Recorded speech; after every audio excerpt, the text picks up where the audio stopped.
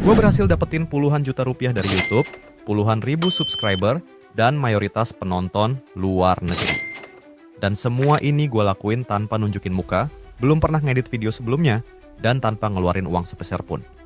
Gue nggak jualan kelas, lo nggak harus beli apa-apa. Dan semua yang lo tonton sekarang real contoh nyata. Gue cuma mau kalian bisa dapet rezeki lebih banyak di tahun 2025 ini. Langkah yang bakal gue share di sini bisa dilakuin pemula, tanpa modal, karena semua gratis dari internet. Jadi buat kalian yang mau dapat penghasilan jutaan per bulan, tonton videonya sampai akhir. Jangan di-skip. Di video ini, gue akan bongkar caranya secara gratis. Jadi lo nggak perlu ikutan kursus berbayar. Kalau lo bingung, lo bisa tonton ulang videonya, atau lo tanya aja di kolom komentar. Gue bakal bales dan bantu satu persatu. Oke, biar nggak kelamaan, kita langsung aja. Sebelum kita bongkar caranya, gue mau ngasih lihat potensi pendapatannya, biar kalian semangat dan tahu kalau gue bukan YouTuber yang ngomong doang. Di sini, seperti yang kalian lihat, lewat satu video shorts aja gue bisa dapat jutaan rupiah. Video ini rata-rata berdurasi 20-40 detik aja. Dan bagian terbaiknya adalah, video yang gue upload 3 bulan lalu masih terus ngehasilin duit sampai detik ini. Kalau kalian perhatiin, RPM atau bayaran per 1000 views di sini lumayan tinggi. Ada yang Rp1.500, ada yang Rp1.300, bahkan ada juga yang Rp3.000. Ini semua bisa dicapai kalau mayoritas penontonnya tuh dari luar negeri. Apalagi kalau dari negara besar kayak Amerika atau negara Eropa lainnya. Pertama, sebelum kita masuk ke cara bikin videonya, lo mesti tahu video apa yang lo mau bikin. Orang-orang sering bilangnya niche, alias topik videonya. Niche yang lo pilih bisa tentang olahraga, hewan peliharaan, atau bahkan dakwah agama. Gue akan bahas terpisah lebih detail di video selanjutnya. Kalau gue, niche yang gue pilih itu apapun tentang alam. Kenapa? Selain karena gue suka, niche tentang alam itu nggak habis dimakan zaman. Artinya, video gue bakal tetap relevan sampai kapanpun. Jadi, mau gue posting sekarang, beberapa tahun lagi juga orang bakalan tetap bisa nonton. Selain itu, kalau lo milih topik yang lo suka, akan lebih gampang untuk lo buat konsisten bikin konten. Ada banyak pilihan topik yang bisa kalian eksplorasi sendiri. Tapi yang gue tulis di sini termasuk topik-topik populer yang cukup banyak penonton luar negerinya. Balik lagi, saran gue, kalian pilih topik yang kalian juga suka tonton secara personal. Setelah lo tahu topik atau niche yang lo mau buat, lo bisa mulai untuk bikin channelnya. Tinggal ikutin video ini aja. Tinggal klik kanan atas di beranda YouTube, terus pilih setelan. Videonya akan gue percepat, supaya kita bisa lebih banyak ngomongin strateginya. Setelah channelnya jadi, lo bisa edit-edit lagi gambarnya belakangan. Tapi pastiin nama, gambar, dan deskripsinya lo isi sesuai tema channel lo. Kenapa ini penting? Karena deskripsi dan nama ini bakal ngebantu YouTube ngerekomendasiin video lo ke penonton. Biar simple, kita langsung tanya aja ChatGPT buat bantuin cari nama dan deskripsi channelnya. Lo bisa copy-paste pertanyaan yang gue pakai di kolom deskripsi. Setelah lo suka dengan jawaban dari ChatGPT, lo tinggal copy-paste ke profil dan simpan. Sekarang, kita masuk ke strategi buat bikin videonya. Untuk bikin video, lo nggak harus ngerekam videonya sendiri. Lo bisa cari dari berbagai sumber kayak TikTok atau Instagram. Beberapa sumber lain lo juga bisa pakai kayak Rednote, alias TikToknya orang Cina sana. Sampai sini, lo pasti nanya, nanti bisa dimonetisasi nggak bang? Jawabannya bisa, asal lo tahu triknya. Sebelum sampai sana, gue ajarin dulu cara paling gampang buat dapetin sumber videonya. Buat Instagram, lo tinggal buka videonya, copy linknya, terus lo paste ke website ini. Nanti lo bisa download videonya langsung. Buat TikTok sama juga. Lo tinggal buka videonya, copy linknya, terus lo paste ke website ini. Nanti lo bisa download juga tanpa watermark. Nah yang penting juga, jangan lupa save nama akun pemilik videonya. Karena mau gimana pun, kita mesti ngehargain kreator asli videonya. Salah satu faktor penting untuk bikin video adalah naskah atau skripnya. Di zaman AI kayak sekarang, itu bisa dengan gampang kita buat. Kita bisa balik lagi ke ChatGPT dan copy-paste prompts di deskripsi untuk bikin skripnya. Kita cuma perlu bilang topik yang kita mau, dan dia akan bikinin buat kita. Kalau mau, kita juga bisa bikin skrip sendiri pakai bahasa Indonesia dan minta dirapihin dan diterjemahin ke bahasa Inggris sama dia. Buat bikin skrip, kalian juga perlu sesuaiin sama video yang kalian bakal pakai ya.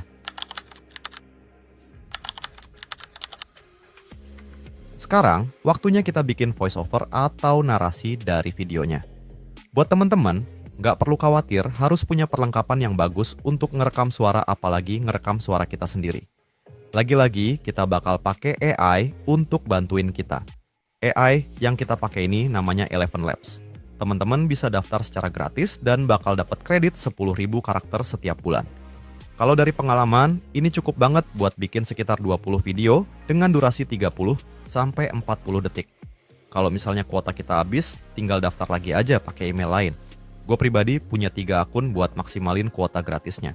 Sekarang, skrip yang udah kita buat di ChatGPT akan kita copy ke sini. Lo bisa pilih suara yang kira-kira cocok untuk bacain skripnya. Bisa suara cewek, cowok, tua, muda, tinggal pilih aja di library suaranya. Kalau lo udah merasa cocok, tinggal download suaranya dan kita bisa masuk ke tahap paling penting. Tahap editing ini kunci banget supaya video kita bisa dimonetisasi dan nggak kena copyright. Tapi, gua nggak akan ajarin cara ngedit di sini. Lo bisa cek video lain buat belajar ngedit pakai CapCut. Yang gua ajarin di sini jauh lebih penting. Prinsip monetisasi ada 2. 1, video lo ada yang nonton.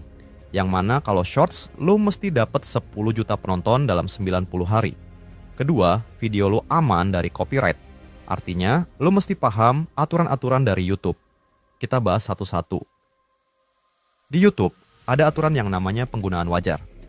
Gampangnya, lo boleh pakai materi orang lain tapi dengan beberapa catatan.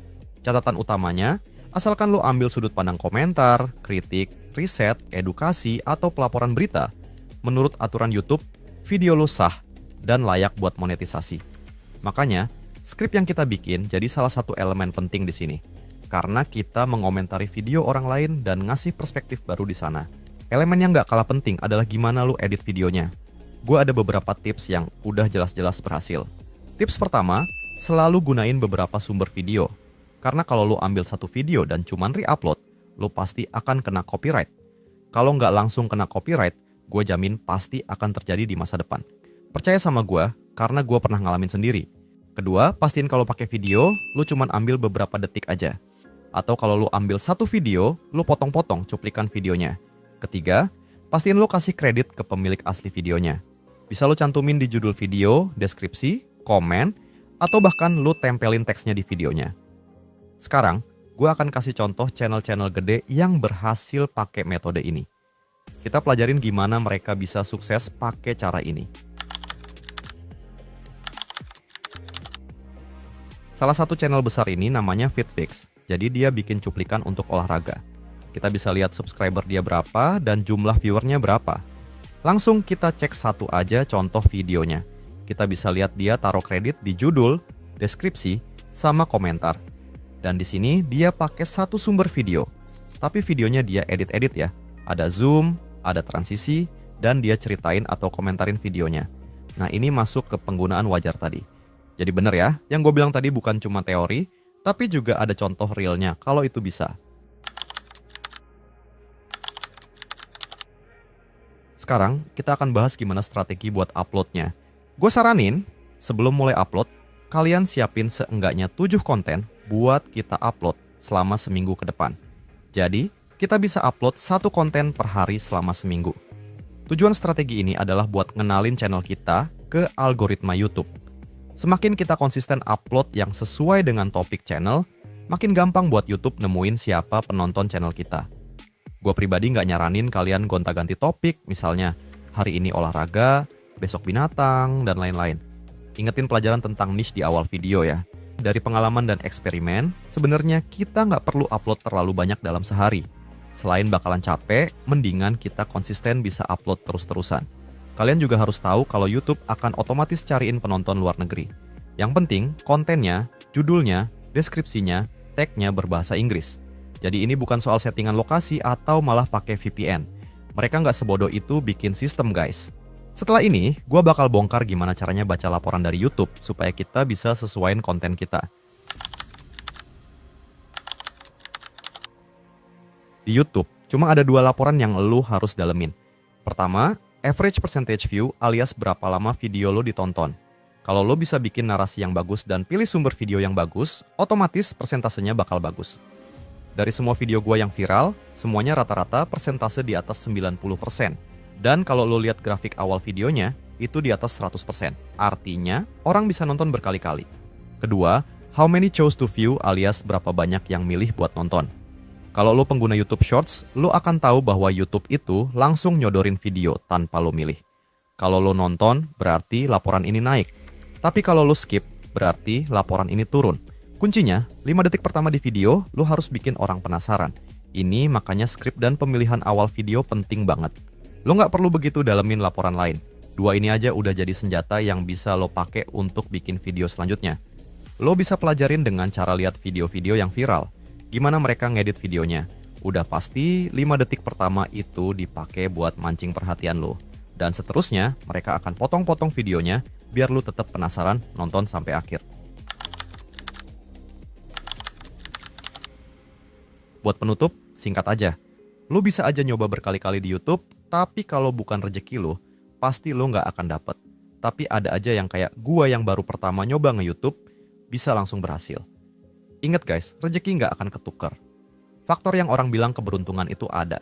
Di agama gua, ada yang namanya takdir, dan gua percaya banget hal itu. Kalau lo mau tanya, silakan komen, dan gua akan bantuin sebisanya. Minimal jadi rupiah, maksimal jadi amal jariah. Sampai ketemu di video selanjutnya.